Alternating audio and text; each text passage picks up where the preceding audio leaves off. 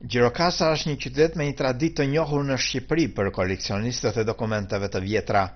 Prej vitesh kjo traditë ka mbetur e papërtërir, nga të rinj ndonë se për qytetin pasuri botërore të UNESCO-s dalin shpesh në dritë dokumente të reja.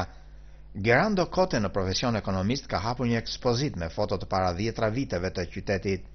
Ekspozita është mirë pritur nga qindra qytetarë të Gjirokastrës, të cilët kanë pasur jo vetëm kuriozitetin, por dhe nostalgjinë e pamjeve të vjetra karakteristike.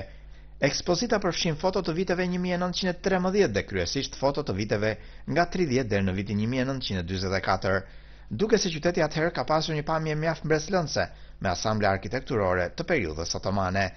Fatkeqësisht disa prej tyre u cënuan gjatë regjimit komunist dhe viteve të tranzicionit, qyteti njohu një zhvillim kaotik urban.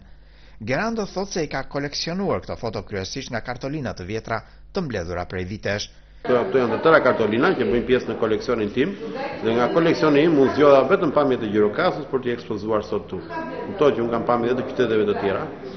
I zmadhua dhe vendosa të hap sot këtë ekspozit. Ekonomisti 40 vjeçar thotë se ka jetuar prej vitesh jashtë Shqipërisë dhe kur u kthye nisi të mblidhte dokumente të vjetra, arkivoi një koleksion monedha shqiptare dhe zhvilloi një pasion që së fundi e ka ndarë dhe me bashkëqytetarët e tij. Puna e koleksionizmit e kam parë, kam qenë disa vite jashtë, kam jetuar jashtë dhe aty jam njohur me dokumentat e vjetra dhe me mënyrën se si ata i mblidhin dhe i koleksiononin.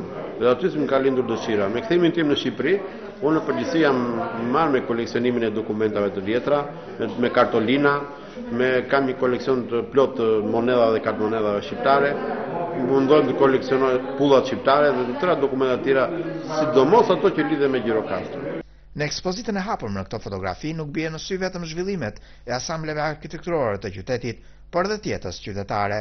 Ekspozita përshkruan kostume të zonës, portrete të banorëve si dhe ngjarje historike të qytetit. Për Zërin e Amerikës nga Gjirokastra, Raymond Kolla.